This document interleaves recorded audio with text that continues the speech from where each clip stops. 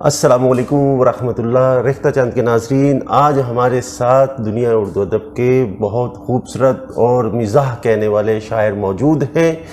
اور جہاں پہ یہ شعر سنا دیں تو غمگین چہرے بھی جو ہے مسکرانے لگ جاتے ہیں۔ تو ان سے گزارش کریں گے کہ کچھ کلام عطا فرمائیے، قطعات عطا فرمائیے۔ شکریہ۔ پہلے ایک قطعہ ہے، اس میں مسکراہٹ کم ہے اور درد زیادہ ہے،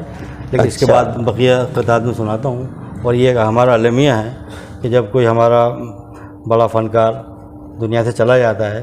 تو اس کے حوالے سے بہت پروگرام اس کے ہوتے ہیں، اس کو یاد کیا جاتا ہے، لیکن جب وہ زندہ ہوتا ہے تو اس وقت اسے کوئی پوچھتا ہی نہیں ہے، ٹھیک ہے نا۔ یہ بھی کیسا سانحہ ہے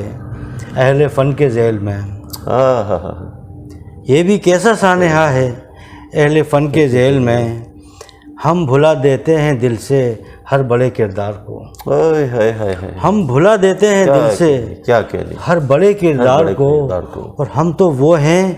جو کبھی تسلیم کرتے ہی نہیں، ہم تو وہ ہیں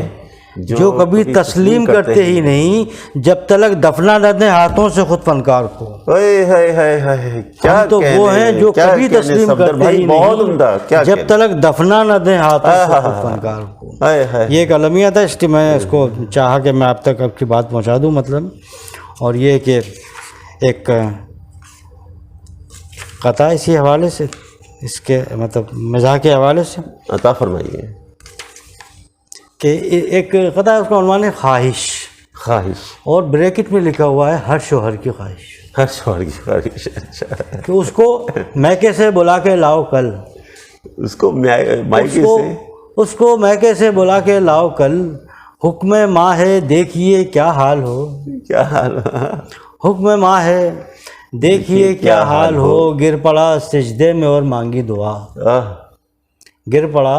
سجدے میں اور مانگی دعا، اے خدا کل پہیا جام ہڑتال، اے خدا کل، ہر شوہر کے دل کی آواز ہے، اے خدا کل پہیا جام ہڑتال ہو۔